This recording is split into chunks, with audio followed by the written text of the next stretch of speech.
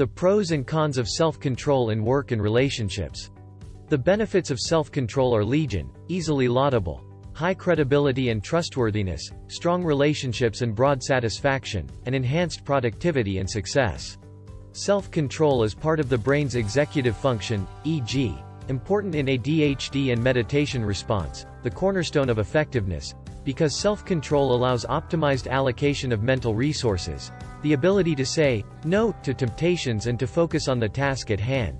Inhibitory self-control, the ability to regulate aversion to work to diminish procrastination, and the capacity to manage desires and to regulate emotions, remaining calm, cool and collected. Under the veneer of self-control.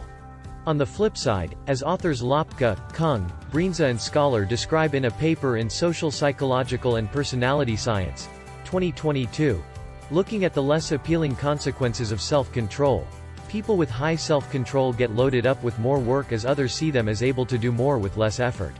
On top of that, people who believe they are able to get more done through willpower receive more negative peer evaluations, perhaps because they appear superior, aloof, or unempathetic. Conducting 6 studies, the researchers tested 2 hypotheses. First, that people who are seen as possessing high self-control will be seen as more robotic, and, second, that people will shy away from social connection with those seen as having higher levels of self-control. The first 2 studies looked at correlations among perceived self-control, robotic dehumanization, perceptions of warmth and competence, and motivation to connect socially. Researchers asked over 500 participants via online survey to think of 2 people from their own lives, one with high and one with low self-control. The participants then completed a variety of rating scales probing which of those factors occurred together. The researchers found that people seen as having greater self-control were also seen as more robotic and dehumanized. While there was a lower desire for social contact with them, the measure did not reach statistical significance in the 2 studies. A second set of 2 studies, with over 290 participants, went beyond correlation by manipulating perceived self-control.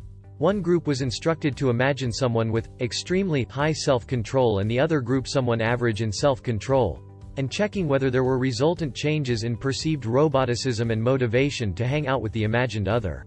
Again, participants rated those with high self-control as being more robotic, more dehumanized. And again there was a trend toward wanting to avoid social connection, the degree reaching statistical significance in one study group but not both. A third set of 2 studies was designed to address limitations of the first 2 studies by simulating more realistic, evocative, and richly detailed scenarios for participants. In these studies, nearly 1,200 participants were presented with 4 narratives covering a range of self-control characteristics, for high and average levels of self-control for a total of 8 scenarios. The same measures were used as in the previous studies. Confirming the expectation that those with high self-control are perceived as more robotic and dehumanized, partial evidence was again found that participants would be less interested in getting together socially with people with very high self-control, at least in part because they might be seen as robotic and a touch inhuman at times. People were less motivated to spend time with those having high self-control who were seen as being lower in warmth. Self-control alone was not shown to be a deterrent to socializing in these studies. Intermediary factors accounted for the effect. Knowing when to control self-control. Self-control is a key aspect of personality associated with higher performance, and is part and parcel of family traits including conscientiousness, which is comprised of facets including dutifulness, achievement striving, self-discipline and deliberation. Why does this matter? When asked, people will usually identify wanting to change one or more personality traits, and there is evidence that it is possible to do so with deliberate planning, ongoing reappraisal, and concerted effort. One of the most common personality traits associated with effectiveness and productivity is conscientiousness, which is related to grit, comprising persistence of effort and, to a lesser extent, sustained interest, a trait requiring exquisite levels of self-control and leading to positive outcomes in many domains. However, high self-control is not without downsides, including becoming overburdened with work and viewed negatively by peers. People may have trouble working with high self-control individuals because of how they are perceived. The 6 studies find that when people are seen as being highly controlled, they are consequently seen as more robotic and thereby dehumanized. Seeing the other person in such a light is likely to reduce feelings of empathy and skew decision-making, potentially leading to behaviors that undermine relationships.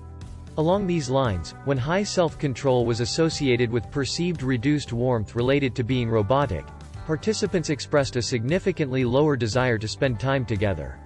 This, of course, could have negative effects on relationships and productivity, especially for those in settings that require greater social networking and interpersonal warmth both within and outside the workplace. Future studies can look at correlations with other personality traits and real-world relationships and outcomes, including how high perceived self-control affects relationships in real-world settings.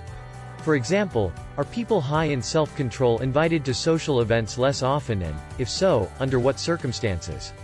Do people who are seen as cold and aloof become more detached? And when do they take steps to build relationships, knowing that their behavior may impede social connection?